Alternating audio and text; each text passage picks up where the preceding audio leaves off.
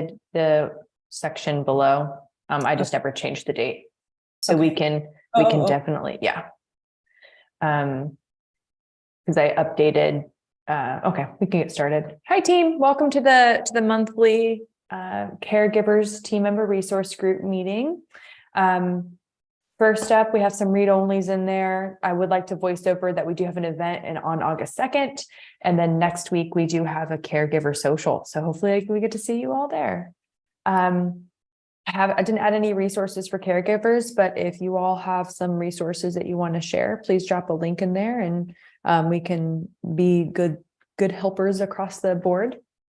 A quick update on our fiscal year 24 goals. We still need to recruit one more co-lead. We have recruited another subcommittee lead. So Renard is going to be taking forward the company support pillar of our TMRG group. So I left the items here from each of the sections for anybody who may be interested in joining and pushing forward one of these points. I think all of them are really important, and Gina and I don't have enough bandwidth to drive all these activities alone. So if you're interested in making a difference for caregivers at GitLab, I think that being a co-lead is, or a subcommittee lead or a co-lead is a great option. As far as company support goes, I'll follow up with Renard after this call. Maybe we can get some issues documenting like what are the steps that we should go about to run a survey and identifying who in the people group to work with on this, but that's kind of the update there. Have you all taken your Culture Amp survey? You don't have to, say yes or no, but hopefully you did. Yes, definitely. I was pretty specific with some suggestions in there. That's really good. I'm glad. That's super important. Okay. And then I'm working with Sharita on this idea of tracking caregiver satisfaction. So hopefully we'll be able to add in next year's Culture Amp survey questions regarding caregiver satisfaction for more company-wide tracking. But I think that there might be some interim mechanism that we can use to survey and document how people are feeling about being a caregiver at GitLab. Okay, show and tell. So like the fun part of this meeting. I was talking with Gina and our speaker that's going to come in August. And the speaker has a really interesting perspective. She has always been a caregiver. Like even when she was a child, she was responsible for taking care of a sibling. And then her father had a stroke whenever she was very young. So she was always helping take care of people in her family. And it's interesting, as a parent, you go through like a big life change on what becomes important to you, what doesn't become important to you. So I'm interested to hear from this group. What are some of the biggest learnings you've had as a caregiver? Gina, you're up. Yeah, I think self-care, is the biggest thing. Making time for yourself, even if you are completely stretched thin and you feel like you have no time at all, like just carving out even 10 minutes to like walk around the block and get some fresh air, breathe deeply, listen to a meditation podcast, like whatever it is, even just taking a nap. I find that I need to recharge, especially when I'm like at my stretched to my absolute limits. I've learned to really focus on self-care and prioritize that. I feel like this is so much easier said than done. I really like to do laundry first and clean the house first and to make sure that everyone's fed and meals are planned. And by the end of the day, like, right, because that's like my second job. I do that right when I get off work, and then, I'm pooped. So how do you prioritize that? How do you make sure that's all done? I mean, it's a really good question. I mean, I think, I schedule it into my day, even if you have to like put it in your calendar. Sometimes I've found it's useful in your work calendar to just like block out a half an hour, and just call it whatever you want, time off or take a walk. I set my Slack to away, and I put my little walk icon on there, and I go for a walk, and then I come back and I feel really recharged. So I really suggest like actually scheduling it.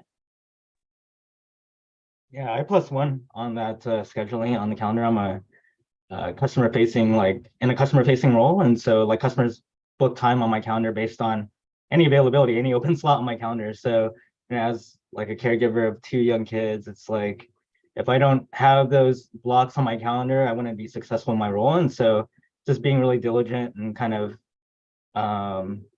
just kind of focus on making that time for yourself and also time for your family that you've got to care for on your calendar. So that way, you don't have to be in that situation where you have to feel guilty on rescheduling with a customer call. For me, I think it was always like that with other roles at different companies before coming to GitLab. And I think at GitLab, because a lot of the customer calls that come to my calendar are kind of focused through that like mechanism of booking through Calendly. I have more control over like the balance of my life. So I think +1 on that for sure, Gina.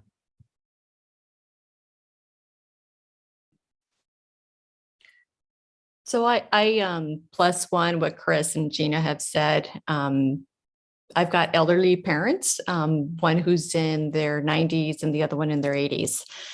And I leverage communication. I leverage WhatsApp because they live abroad. And so the caregivers that I've hired to have 24/7 care for my parents, they have to be technology savvy. And so I'm constantly looking at my phone because it's right here next to me in case something pops up that they need immediate response on from like medication or anything. So I leverage technology a lot to just stay in touch throughout my day when I'm busy, right? Even in these meetings, I'm always having my phone looking at it just in case something comes up, to be able to mitigate pretty quickly with a little bit of a break. Thanks for sharing, Marina. Joe, you're next.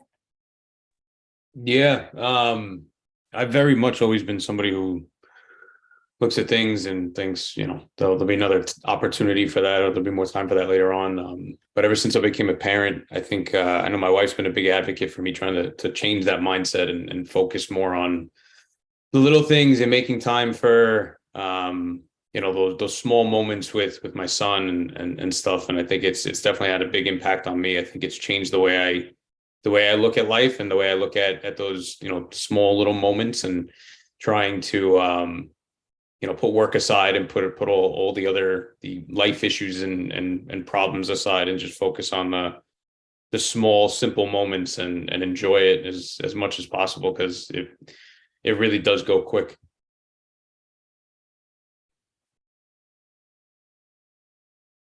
It's really speaking to me. It's resonating with me. Last night, my son's teething right now. He's 9 months, 10 months. So, and of course, like he's still nursing at night. Sorry for TMI there, but his favorite thing to do is to like wake up and start standing at 3 a.m. and like, let me know that he's ready to nurse and hang out. And I'm like, this is so painful, but it's also going to be one of those things that like, it's going to go away. And then I'm going to be so sad about it because like, it's never going to come back. And then I'm going to be like, hey husband, time for number 2, because I'm ready for another baby. So as I start to think about like, what it means to be a parent in those small moments, you're absolutely right, because I'm a planner and I have everything calendared and planned and like all these details. And I need to be more diligent about that mindset, because I think you're right. It's just going to go away. You can't, you're never going to get it back. It's really good thing to say, Joe. I think that was probably one of the hardest things for my wife, is when making that transition from when they start to be more with the focused on the bottle, and then eventually to sit and get away from that closeness with her, with feeding and everything. I think that was one of the hardest moments for her. With my son, and now we're about to have our second, and I think she's just going to go through that cycle where it's going to be that repetitive cycle where it's difficult again the second time, and then again with the next kid, and so on and so forth. So yeah, definitely enjoy those moments. I never realized it until I had my son, but it really does go so quick. And it's those small infant months are over before you know it. Yeah, absolutely. +1 to that. I also wanted to just chime in and say that Yesterday was my daughter's 7th birthday. So my daughter, my older one, just turned 7 yesterday, and I definitely had all the feels. It definitely hit me. You know, they do really grow up fast, and 7 seems like such a big number. Like, I guess until 7, I thought, oh, she's still this like little kid, you know. But 7 seems like a big deal. It's close to 10. It's like she's growing up. She's tall. She's intelligent. She comes and talks to me about, you know, mommy, why do earthquakes form? How do volcanoes form? Like, the kinds of conversations we're having now are not like little kid conversations anymore. So yeah, I think it's so true to just kind of be in the moment, stay there. And like, I think I'm finally at that point now where I am really truly appreciating all of that. I think in the infant and newborn and baby years, it's very difficult to stay in the moment because we're so busy. We're in survival mode. We're trying to keep them alive and keep them fed and keep ourselves alive and keep ourselves fed. So once the dust settles there and the kids become a little more independent, I think in my experience, it's been a lot easier to like really enjoy them. This kind of, you know, thinking about putting myself in my parents' shoes and like watching my parents age and not having the same relationship with them as I had growing up. It's like this whole full circle moment of, you know, you really should live in the moment. And if you have a good relationship with these people, like making sure you're savoring those times, because, you know, parents eventually aren't going to be the same people that they were when you were growing up with them. And it's so easy to get so focused on like how you're living your life now that, like, you know, yeah, I mean, I think that translates so well to not just the children and watching them grow up, but like you're saying, like our parents too. I'm in the sandwich generation now myself, where my parents are in their mid-70s, and I'm watching them sort of slowly decline. You know, they're hearing, I have to repeat things and speak really loudly sometimes, and it's kind of like I'm trying to appreciate the moments I have with them now too. Because I don't know how many of them I'll have left. And I just want to like savor the memories and create more memories with them now. I will firsthand tell you, I'm getting a little teary-eyed thinking about it, but it's so true that I wish someone would have said, you know, really appreciate your parents because they're going to decline and you're going to become like their parent. And, you know, where they, like, for example, I talk to my dad and it's like, he can't put almost 2 really coherent sentences together anymore. And it's like, I really miss them. Yeah. So yes, hug your parents too. Yeah, that's hard. Thank you for that perspective. I think it is really important. Sometimes I take these moments with them for granted, and hearing a story like yours, I definitely think I'm going to really put some more time into the quality moments with my parents. Absolutely. I going wonder, back- as like Go ahead, people's Jen. parents are getting older, has anyone ever had them? I don't know, I feel like you forget so much. And they don't tell stories. And my grandparents is like, God, they don't tell stories. And so I'm like, how do I not forget all this stuff? I don't know. It's very like saddening almost, because I feel like my mom has all these stories and I almost want to be like, write them down before you forget. There's this book that I bought my grandparents. Let me send it to you. I'll drop a link in here, but it's literally like a story writing thing where they get to journal. And then at the end of them journaling how long they want to journal for, it like you send it off to the company to print it out into like a book. And it's really cool. Like you can document phases of their life and their narrative, like an autobiography. So I'll try to find that link and send it over to you. That has been something that I agree, like my family actually is a very like secretive family and very not very They don't open. like to talk to each other about things. They just like to push it, yeah, under the rug, right under the rug where it goes good. Yep. Yeah. And like, oh my gosh, you know, like even especially like the most dangerous taboo topics, like we're a big, you know, Catholic family, and, you know, like sex was not talked about, you know, even like shaving your legs where it wasn't talked about. So like there were so many things that was like locked down. It's one of those things where like, yeah, I would love to like know the history and their experiences. So I'll send that book to you. That would be great. Yeah, it's like unfortunate. I feel like my grandparents, everyone's passed, and there are things that like My grandmother told us one story. We found out a different story later, but I can't ask her anymore. And like nobody knows. And I'm like, cool. Like I don't want to forget this stuff, you know. And my mom lived a somewhat wild life. And I'm like, I would kind of like to know because the stories sound pretty fun from what you've told me. But yeah, it would be nice to find something because she's in her late 60s and I don't know.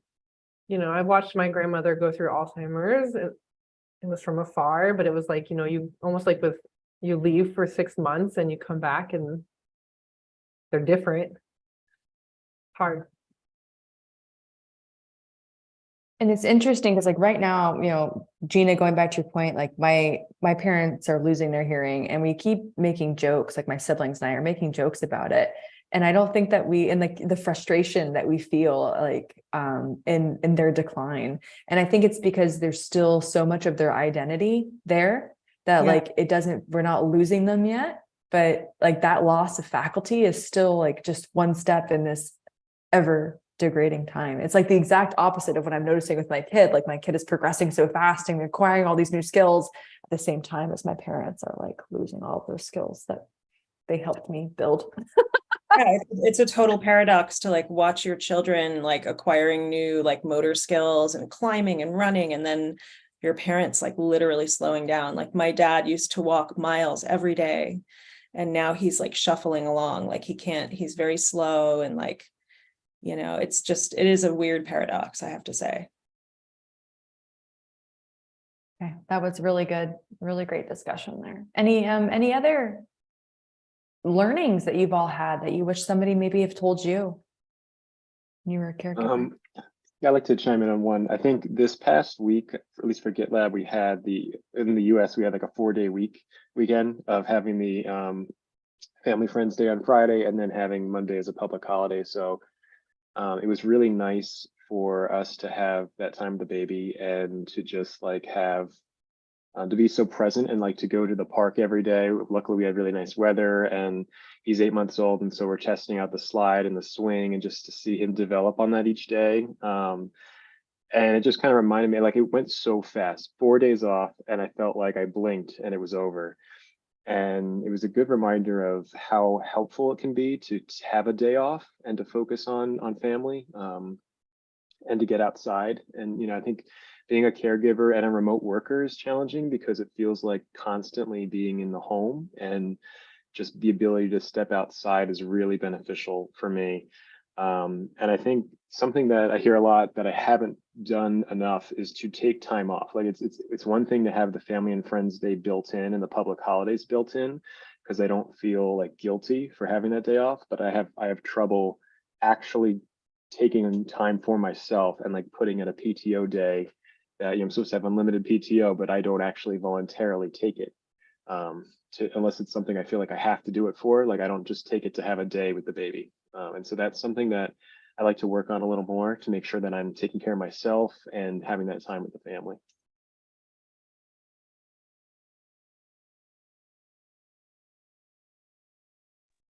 Oh gosh, +1 on that. My manager used to remind me, like if I hadn't taken a vacation for a couple of months, that I needed to take time off. And that was always like a really hard thing for me conceptually, because I felt like, well, I'm enjoying what I'm doing. I'm not tired yet. He's like, oh, but that's the thing. You want to take time off before you're tired. And now that I have a child, I'm like, that's even more important, because I feel like my state of exhaustion is always kind of constant. So it's not like I can just, you know, use that as my meter anymore. So that's a really good point, Daniel. Thank you for sharing. My manager here before she left, Julia Lake, used to yell at me pretty consistently because I never took time off. She used to more or less force me to put in some PTO time. But no, I agree. I struggle a lot to actually take time.